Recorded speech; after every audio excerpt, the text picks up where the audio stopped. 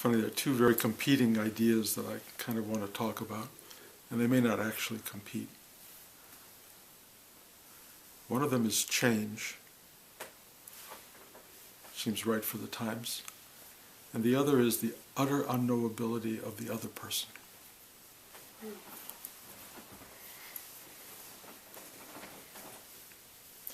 And I should add to that, the other element is the utter unknowability of your own self.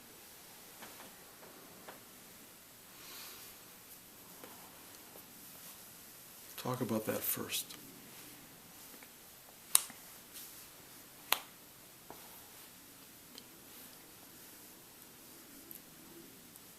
It is really hard to understand how different we all are from one another. We share certain sensibilities. We have bodies. We appear in this time and space. We have hopes, ambitions, drives, fears, feelings that are often way beyond our comprehension and ability to handle. And we have our own configuration of that, and then we have to deal with somebody else's configuration of that. And they don't fit very well. Sometimes, however, we make assumptions that we have found a fit. We have found something that aligns us and brings us together and makes us friends, lovers, partners, couples. And it's usually an alignment that is so satisfying in the moment that one imagines it will endure forever. And in some cases it does. But in a lot of cases it's under stress, and there's a lot of strain in relationship, there's a lot of strain in people's assumptions about one another, and finding that they change and they differ, and then discovering that you don't really know your own assumptions about yourself. You think one thing, and then signals come to show you that you're not who you think you are, or that you're not what you think you are, and that's very disconcerting. And so we live a life trying to find some harmony, balance, stability in our individual selves, in our own self, that can function reliably in a world that is not always reliable in its form and in its offerings. And then we try to align with people, partner, tribe, society, that shares enough of our normative nature that we figure we can function within it. And most of us, in our culture particularly, have been lucky on that regard. We have found in this experimental world of a democracy that we have been living in for 240 some years, that we have found enough similarity and enough simplicity in our dealings with the world that we function. And all of that is wonderful when it works. And all of that is not as wonderful when it doesn't work. And so we have to figure out, how do we make it work? If it's starting to be less than easy, if it's starting to be stressful or conflicted. Which brings me to a dialogue Blanche and I had last week with our couples therapist. And I think most of you know Blanche and I do go to a couples therapist. We've been going ever since we struggled over how to get rid of, or whether we should get rid of, the New York house. So it's been a while. We were really at odds with how do we handle this. We didn't find that we could share a dialogue that made it easy to get past our emotions and our concerns and our fears and our hopes and all of those different things. And so we found a therapist who we could talk to, and it was really helpful, because she took us outside of our own perspective and gave us a third perspective, and often challenged how we looked at the situation. And she just helped us find our common ground. which allowed us in the end to let go of something that was very important to both of us, for different reasons, but very important. And letting go was really hard, one of the hardest things that we've ever done in this lifetime. So learning to let go and having somebody mirror you in a way, or show you who you are and show you what your real thoughts are as opposed to your assumed thoughts, and what you care about and what you don't care about, and what's important and what's not important, was really valuable to us. We continue to see her every week on Skype, really. And it's kind of fascinating. It's fascinating because Blanche and I don't have a lot of issues. You know, some couples have big issues and they're always on the verge of some kind of tragic choice with their relationships. We don't have that. We have a relatively smooth relationship with certain areas that are just difficult for us. It's not fair to have Blanche not sit here with me to talk about this because she has a different sensibility. My biggest issue with Blanche is that we're never on the same page in terms of time. And we find it very difficult to get somewhere in time. And I won't go into all the dynamics of that, but it's enough of a distress that it causes an ongoing kind of tension, a kind of an absurd tension. But it really allows us a dialogue that we share with our therapist, and then it leads into other things, other areas of our own, what you might call blindness to who we are. We get to see things that we certainly can't share or talk about with each other because we don't see them, we don't know them, and it's really difficult. So what we do is we talk with a third party. We have an objective viewpoint from the outside, and that objective viewpoint allows us to look at the other from a perspective that challenges our assumptions and makes us realize that we don't really know who we are. And therefore, what we need to do is find an avenue of rapprochement that allows us to maintain the difficulty of balance and harmony in relationship every day. And we sit and we do this once a week with this therapist, and it really works. It really allows for a dialogue that does not arise normally because most of the time preoccupation, busyness, life is okay, nothing's problematic, everything's going along, but we always have these little tiny underlying tensions or things that disturb us that are allowed to come up with this third party in sitting there clarifying for us how we misperceive one another. It's really valuable. It's really valuable in the larger dialogue of how to live with another person. How does one bring that into a societal framework? I don't have an answer for that. I don't. But what it leads me to, and the reason we went to this woman in the first place was because we were dealing with change. And this woman, who I loved just deeply, she teaches in a prison. She teaches women. She works with women in a prison. And she sees and clarifies for me exactly what we're talking about here, how people do not talk to each other, they talk around each other, they talk through each other, they talk based on their misperceptions and perceptions, and they don't get to the point, they don't get to clarity usually.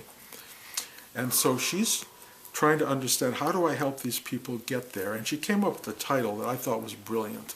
It should be a book, and maybe if she'll ever do it, it would be a book. It's called, It's an Inside Job.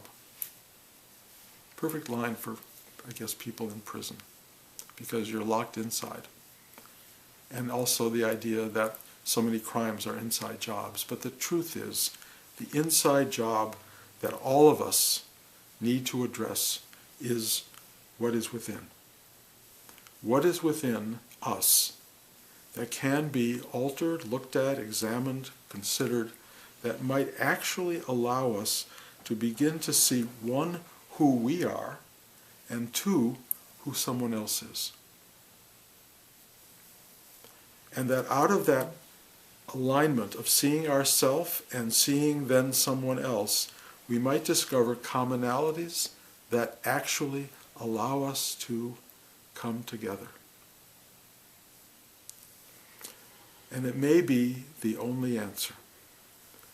It's not going to be worked out outside you, because outside you, unless you have a third party who's willing to dialogue with you, but that third party really is trying to help you go inside to see what needs to be looked at that you're not seeing. That third party is very valuable. But we have a process here that we call sitting still, or meditation. Sitting still, meditation, is a way of letting go of the outer form and going to the inner. And another way of looking at it, which I think is really important, is going from the world of changeability and change and transformation into what the deepest of the practitioners of meditation and meditative teaching call the unchangeable.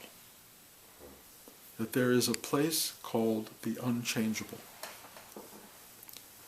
And out of the unchangeable arises unbelievable transformative change, which causes all sorts of distress and disturbance and complications in life.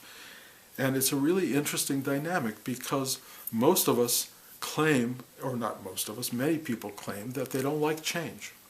But I think the truth is, as best as I can understand it, we like change that moves toward things getting better. And we don't like change that moves toward things getting worse. So we have a real investment in a certain kind of change which makes the world more appearing, it appears the world is on our side. And when changes occur that we don't like, the world is against us. And that is a perception that can differ from person to person, because there are people for whom a certain kind of change makes them think, oh, this is good, and the exact same change perceived by other people is, oh, this is terrible.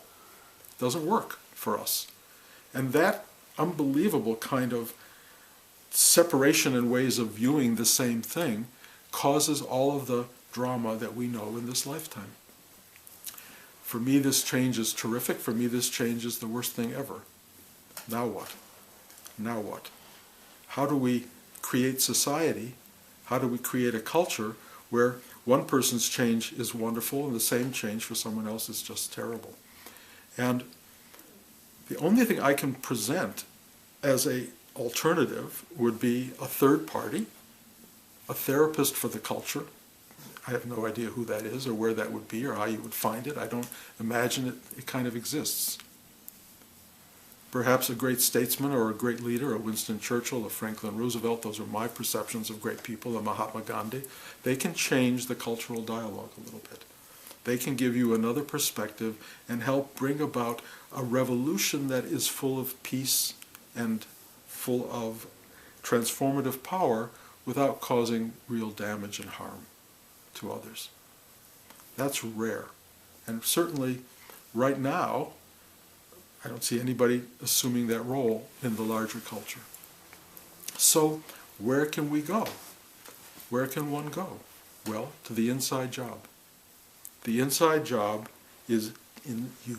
It's in you. And how do you get there? Well, this is something I talk about week after week after week after week. But it involves stillness, sitting still, and diving beyond all of the stuff that does not like sitting still. And of course, for most people, the act of sitting still is a revolutionary idea, and it is horrifying. Sitting still brings up all your stuff. It brings up everything. It brings up your emotions, your thoughts, your ideas, all the stuff that's been instilled in you since you were however old, the stuff that you believe and hold on to for until death do you part. All of these issues that are in you are playing on the surface, and as soon as I say sit still, your stillness is enraged with stuff. And it's the last place you want to go.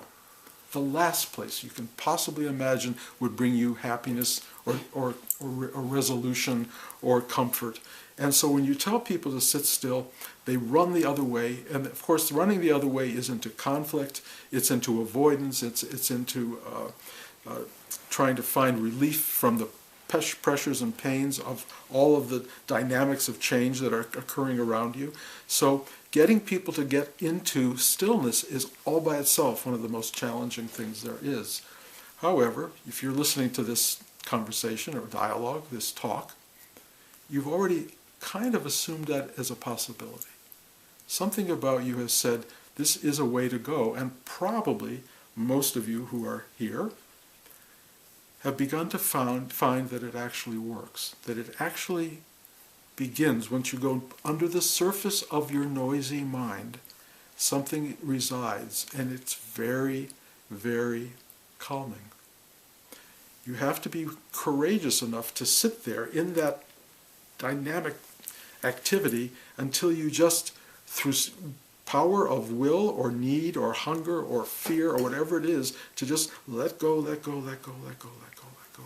And then suddenly there you are, at the center of all of this, but not touched by it.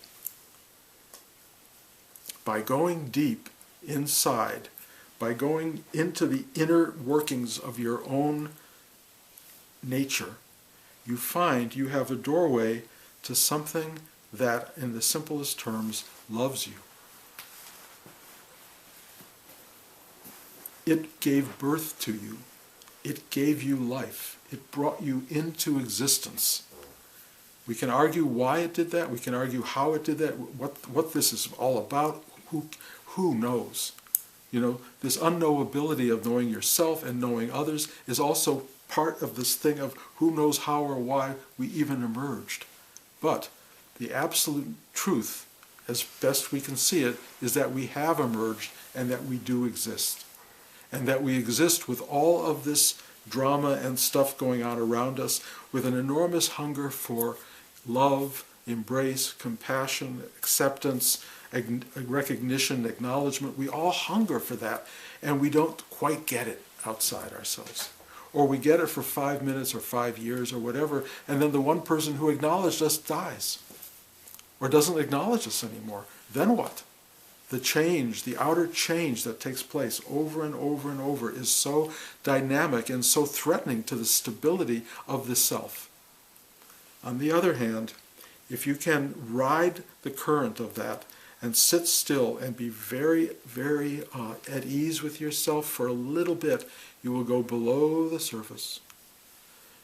And you will start to come to a place that is, at first, if nothing else, less turbulent than what's on the surface. And you can go deeper and deeper into that space, and you can find in it a kind of restfulness, a kind of being taken into the still point of your being, a kind of acknowledgement that you're okay. It's really interesting that that exists. And it's interesting that you can find your way to it. There are people who claim they are there all the time, that they are resting in that space all the time.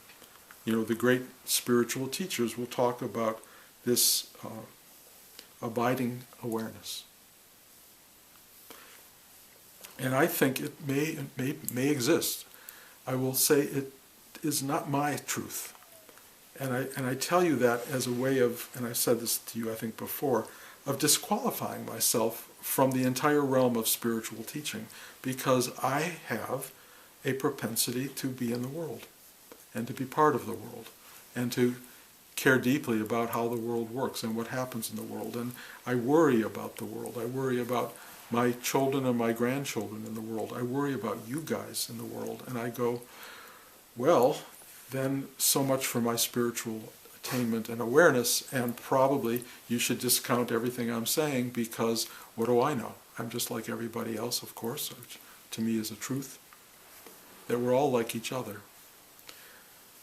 I keep trying to understand how an abiding person, deeply, deeply within themselves, responds to the fact that their grandchild is in danger of whatever is about to happen.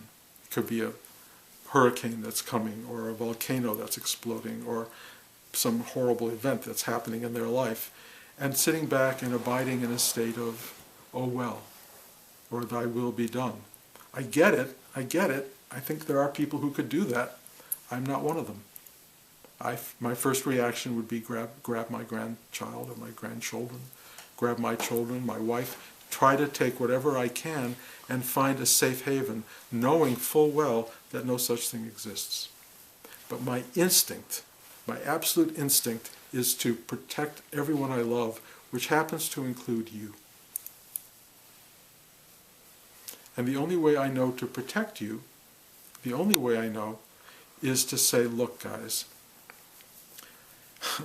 look here, Y2K was happening back, 16 years ago. I had my entire New York class stay at my house overnight on New Year's Eve. That's what I did. I had food and water put aside.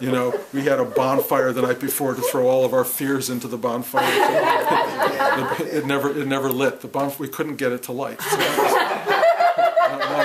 not a good moment. But we all went to bed at midnight and we woke up on the 1st of January and we were still there and we were happy. And I did not once for 1 second regret that I had everybody come and stay with me.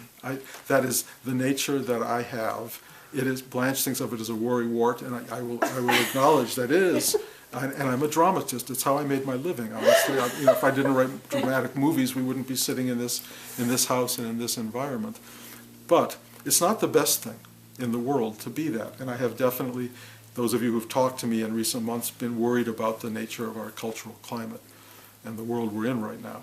And that's a worry that comes up. But I have also an ability to sit still and dive deep and find that amazing place that is free of it all. Not free in the sense that it doesn't care, but free of investment in it in that moment. I actually can sit down and go, thy will be done. It's really an exquisite alternative. But I don't abide there. And I don't abide there because I'm still in a body, still part of the world and the manifested world around me, and I care deeply about that world.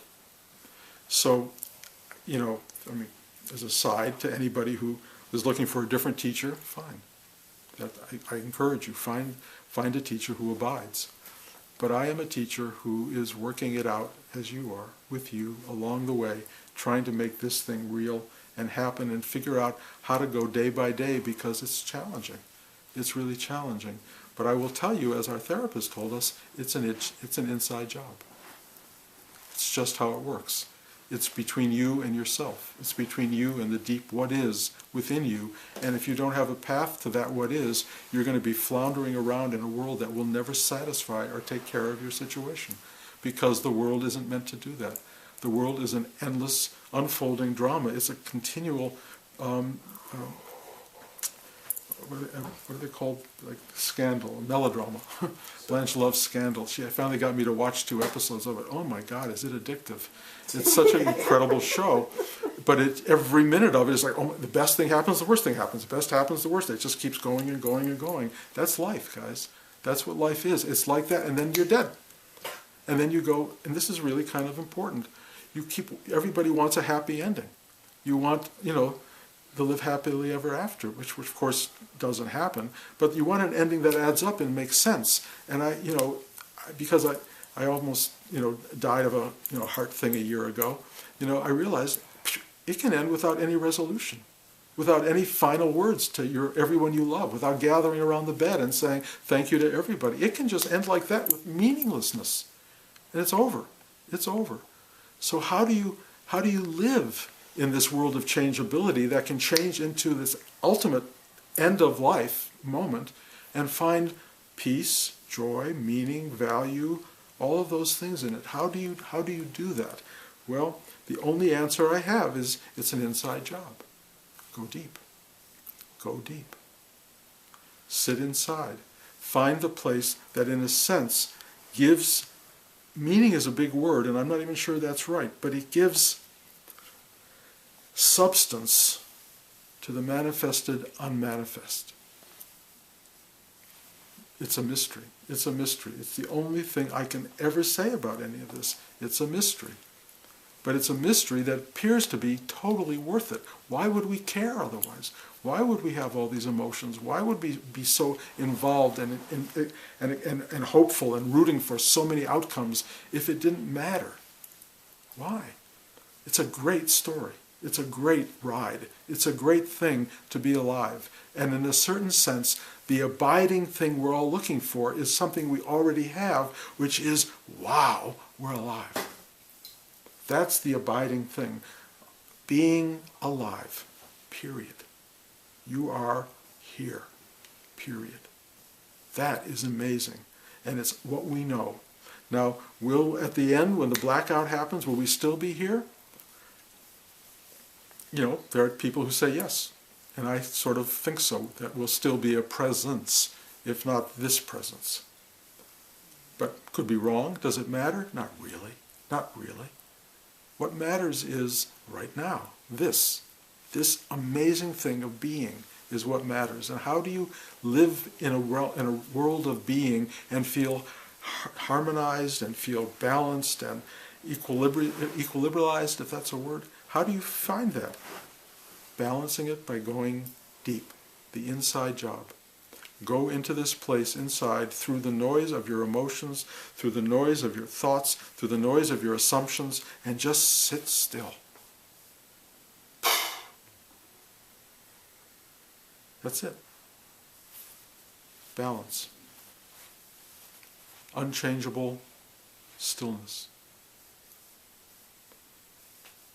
Are you supposed to live there? I mean, I did a 10-day meditation retreat some years ago, which I hated.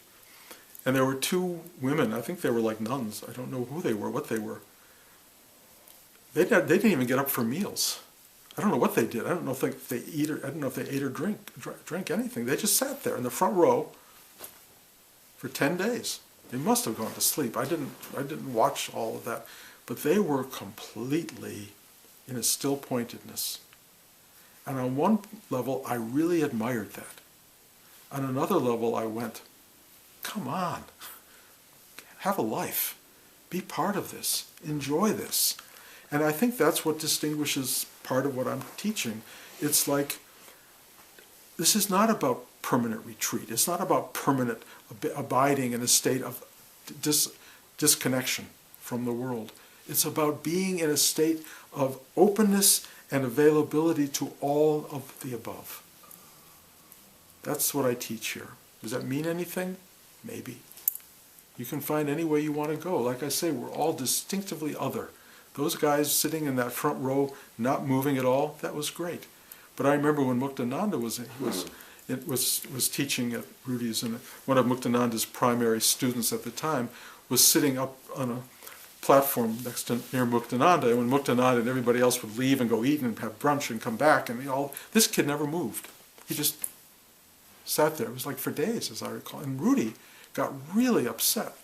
And he ran onto the stage and started slapping this guy and says, get out of it, come out of it. Rudy going into a trance was not spiritual anything. It was just a trance. Yes, you can go into a trance, but what is that?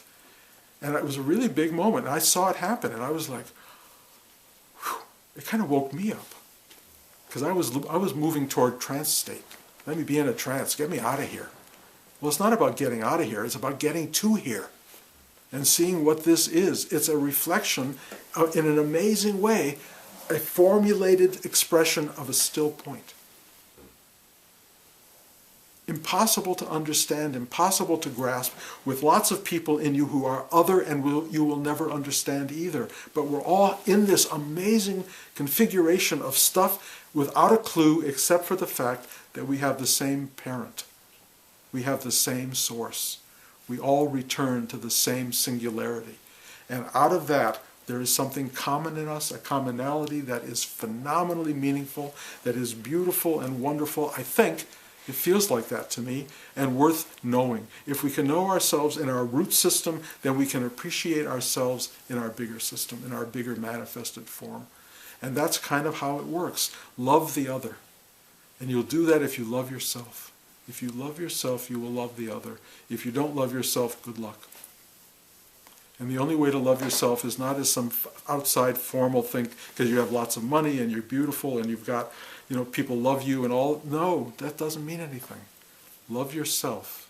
And the self is really much deeper than the ego mind, than the personality, than the presentation. The self is the substantial core truth of what you are. Love it. Find it. Be it. I was walking down the street last week in Northridge, which is now called Sherwood Forest. I live in a place that's changed its name, but for me it's impossible to remember to change the name, but it's now called Sherwood Forest. And I'm walking down the street in Sherwood Forest. And as I'm walking, I'm thinking like mad. I'm working on a TV show, one thing, and I am thinking about the world around us. And this guy is standing out in front of his gate on the street. I've never seen him before. He's just standing there, kind of an older guy, and he looks at me and he said, "You don't have to think so much." And then he said, "It's already happened." And I just went, it was like that. And I looked at him because I didn't know, who is this guy and why is he saying this to me? And he said, "Where are you from?" I said, "Detroit." He said, "Oh, well, we got a lot of Armenians there." And I said, "Well, I gather you're Armenian." He said, "Yes." I said, "Well, thank you for what you said." And I smiled, and he smiled, and I just kept walking. And I suddenly thought God had broken through the unformed space and yelled at me in the world and told me some phenomenal truth. Why it passed through this man's lips, I have no idea. Why it came to me at that moment out of such a profound, extraordinarily blast of clarity. But it was a beautiful statement. You don't have to worry so much, it's already happened. Or you don't have to think so much. There is a real truth to that. In the singularity of existence, past, present, future are one thing. Somebody once said, the last time I looked, God was still in his heaven. Trust the world. Trust the world. I think that's the lesson we have to keep coming to. And things are going to challenge that, and some are going to challenge it in a big way, and I completely cop to the truth that I get challenged, by caring a lot. On the other hand, I do know it's already happened. Just sit back. You always have this extraordinary place of love, harmony, embrace, equilibrium, solidity, stability within you, and you can always go there no matter what. It's always yours. And that's something we all have, we all share, and we all are part of. So it's my last comment to you. It's an inside job. Thank you. Any comments?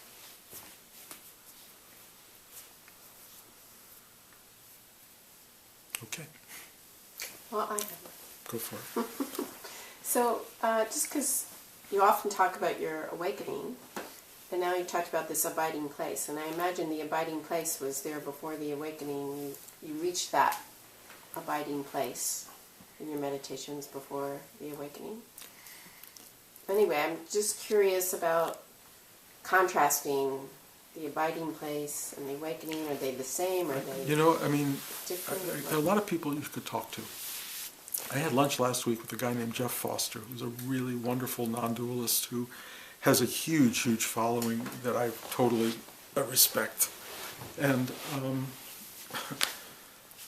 I love this guy, and I love that we got to have a lunch, and it was a great lunch. And one of the things we both came to is we don't understand what abiding is.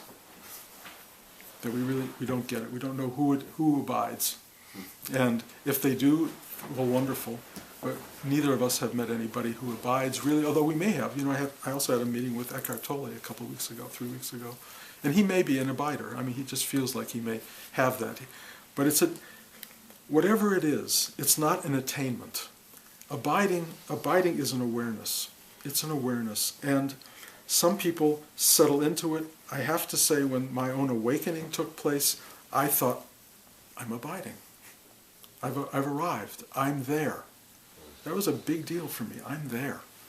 And I thought, wow, this is great. And then I started having these little things that I've described to you all before, and that Paul Hederman described in me as bruising.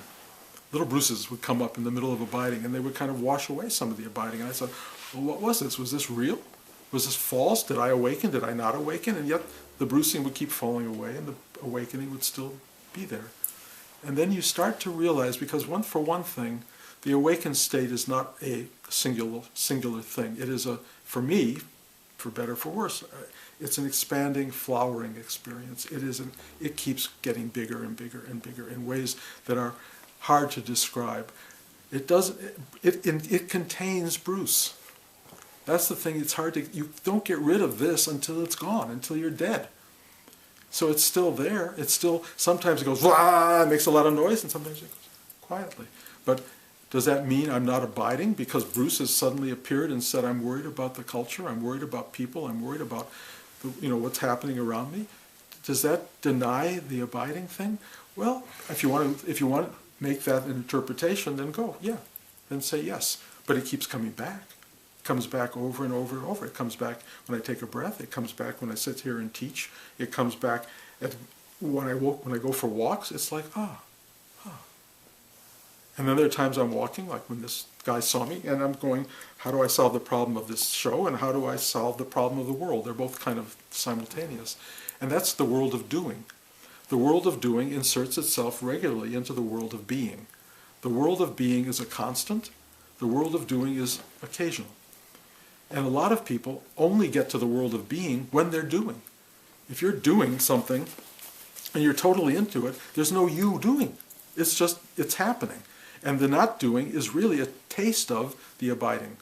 But the abiding is there as long as you're alive, as long as you're breathing, as long as you're sitting here, you are abiding. There's just no awareness of abiding. So really, awakening is like a bigger awareness. It's like, oh, this being is bigger than the doing.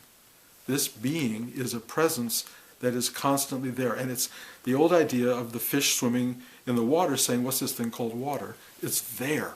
It's just there all the time. We are always in it. We're always of it. It doesn't go away. And it's awareness of it or not awareness of it. But if this fish swam through the water going, oh, water, this is water, this is water, this is water, this is water, this is water, what a crazy fish that would be. And if we swam around in this world and went, oh, this is present, I'm present, I'm present, I'm present. That's not how it works. You just are. You just are. You're breathing the air. You are being. The being is such an unbelievable rootedness of existence that that's what you are. It's really who you are. To walk around aware of it separates you from it. It cuts you, it makes you two. And when being, which is what you do very naturally, is really an awareness that is constant. On the other hand, awakening creates, in the simplest sense, a kind of a light on in the room as opposed to a light off. It's a kind of like, oh. You're just aware of being, as not consciously, not thinking about it. You're alive to it, as opposed to asleep in it. Does that make sense? To sleep in it means go through the day and then you wake and you go, oh, you're still going through the day. It's the same thing, just as before, except now you know. And before you were just, just kind of figuring it out as you kind of blindly going through your existence. That's the difference. It's aware of it, not aware of it. Does it change anything? Not really. Not really, except for the fact that you can be grateful. Which is, for me, I keep saying, the big things that have come to me through awakening have been gratitude and this sense of the mystery, of the true mystery of being, which is an extraordinary thing to be aware of, as opposed to going, oh, this is just another day, I'm getting up. That's a horrible way to live. To get up and go, another one. Whew. And totally unknown what's going to happen. And I watch it, so much is going on around me. My kids are having these lives that are changing very dramatically right now. And both of them suddenly took huge changes for the better. And it was like, oh, this is wonderful. For weeks it was like, oh, the bottom dropped out. What's going to happen to my poor kids? Losing jobs, things, all these horrible things. Now all this great stuff is appearing. And it's like, okay, this is how it works. It goes down and it goes up. And it goes down and it goes up. And for all of us, That's what it does all the time. Abiding means I get it. Abiding means not totally investing in one or the other. So when my kid's life started going down, I went, oh. But I didn't go into a state of total depression. I just said, I'm here, I can help you, I love you, I support you, da, da, da. When it went up, I was totally delighted, but I have a complete understanding that it's got the opportunity and will soon probably go down again. That's abiding awareness, that life is change. Life is changeable. It constantly is altering, and that's the truth, and that's what Buddha taught us. You know, it's endless change. And so, once you accept that, and you don't try to buy into getting to the better place and avoiding the lesser place, you start to live differently. You start to see this is a ride. It's a ride. And in that ride are these exquisitely beautiful moments that you might have missed if you weren't aware of it. You know, I am in love with my grandchildren. You've heard me say that. I know people who are not in love with their grandchildren, who are disturbed by having to deal with their grandchildren. I go, okay, I'm going to take the ride that is in love, which means I also suffer when they get hurt. You know, I cry with them. I don't cry as much as they do, you know. I mean, I can kiss the wounds and do all that stuff, but I am on the ride with them. I'm also, when it's necessary, capable of taking a breath and going, thy will be done. But that doesn't mean I can't get caught in the hopes and dramas and ambitions of what I would call growth and transformation for humanity. And I do. I get caught up in it. That's my limitation.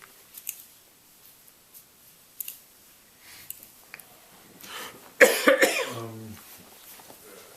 remember you talking at the retreat about, you know, a minute from now, you know, a few days from now, you get caught up in the same stuff, and I find myself driving over here and realizing that I kind of have.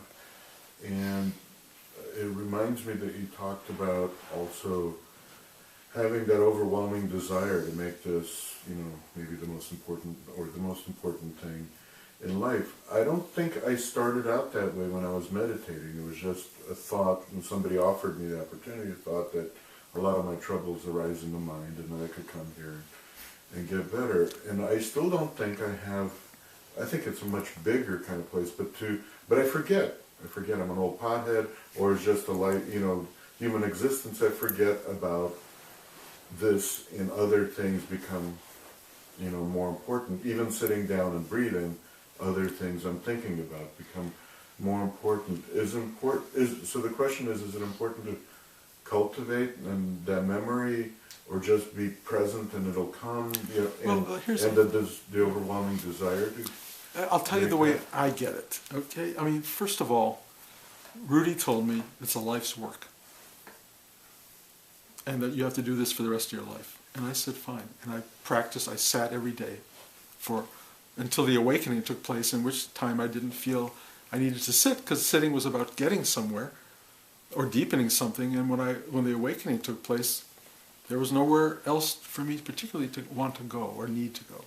So there was a kind of, the life's work kept working. I kept working, and I think you've heard this story a few thousand times. I got to the point where I said, this work isn't getting me anywhere. And I gave up. I stopped meditating. 2 weeks later, this awakening took place. And the awakening took place when I stopped trying. On the other hand, the trying was crucial. It was part of what defined me, and it's what kept me in the game for almost 50 years, of reaching and reaching and reaching, and then saying, I can't get there, and then realize, you're there. You've always been there. And that's kind of what I would say to you. The trying is really essential on some level, but it's getting to a place of what I would call consistency, if you can do that, a place where you really start to establish yourself as someone who does this work, who practices this thing. Because if you're an occasional meditator, or an occasional, let me be more specific, an occasional gym rat, if you go to the gym for 2 solid weeks and you work yourself out and then you pull a muscle, you know, and then you don't go to the gym for a month or 2.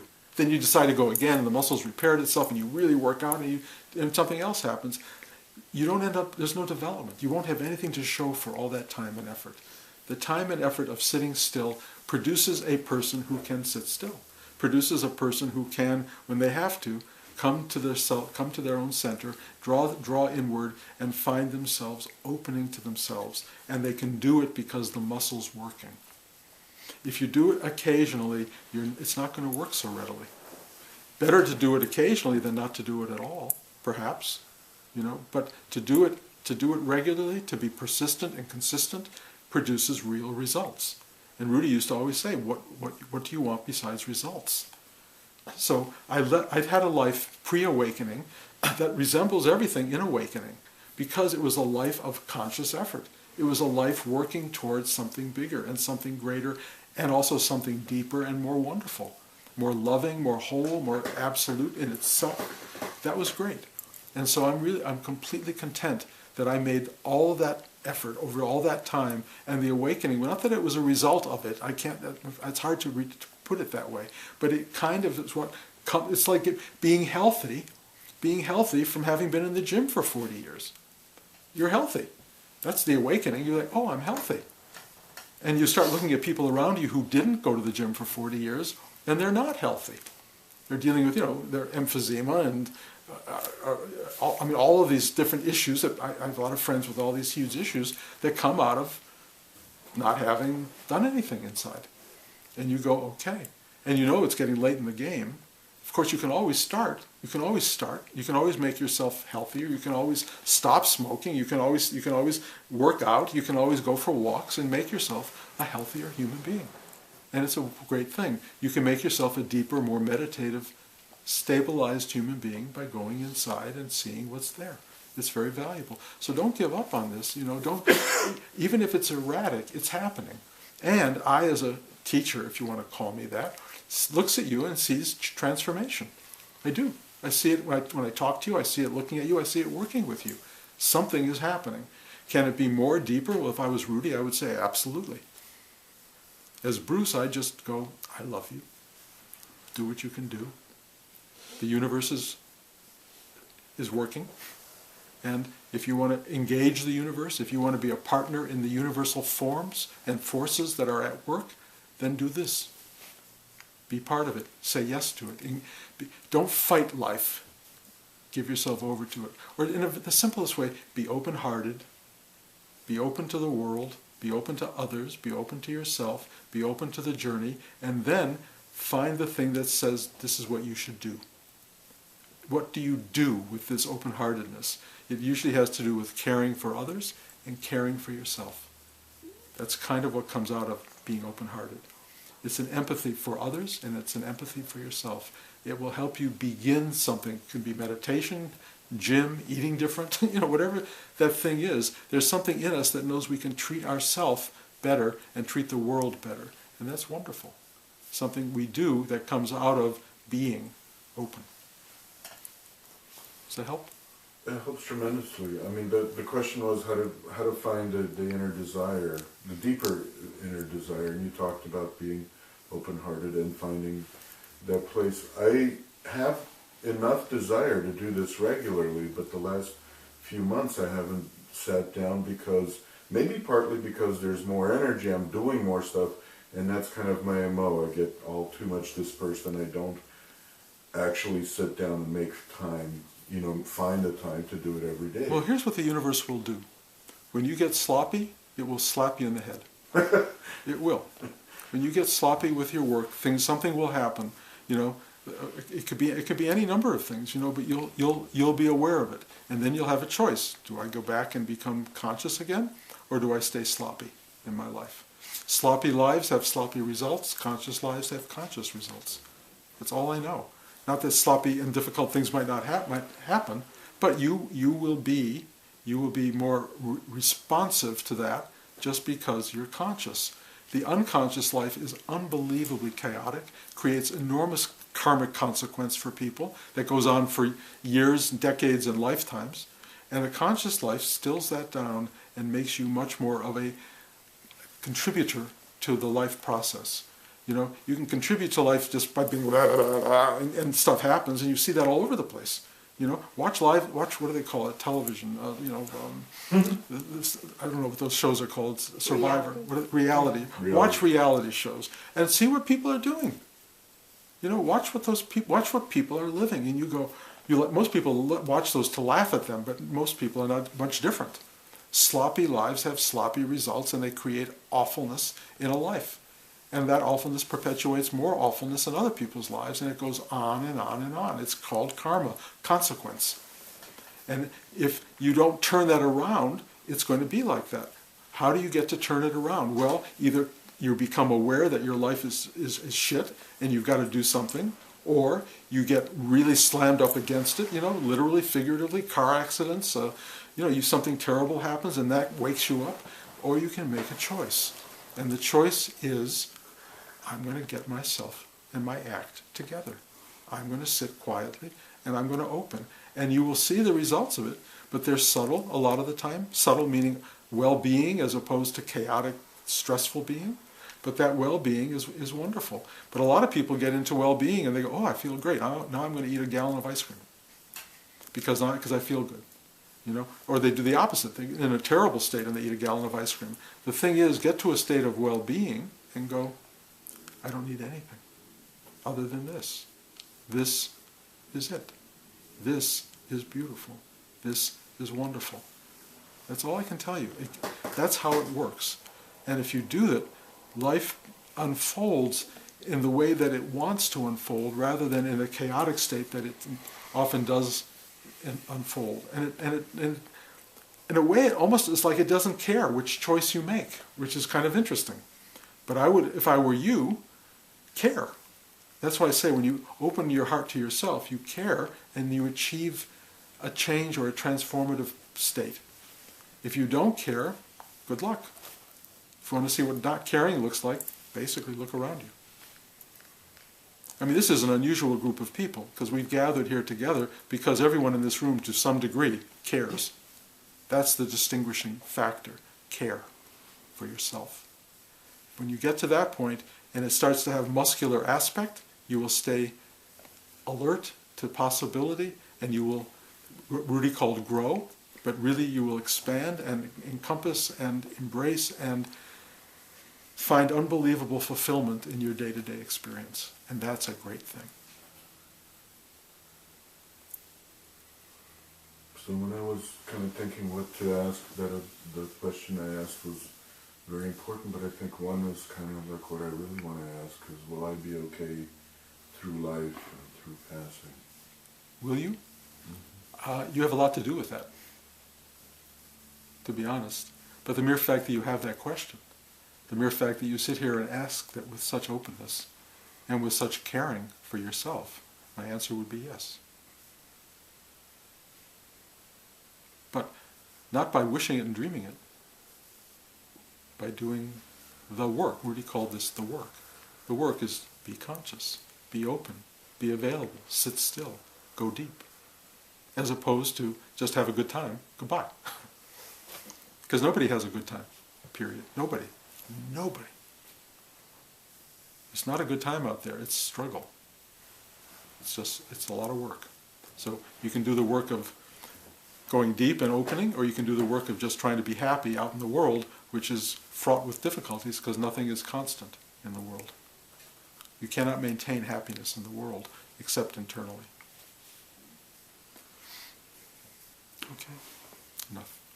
I love you guys. Thank you. Thank you for coming, and honored.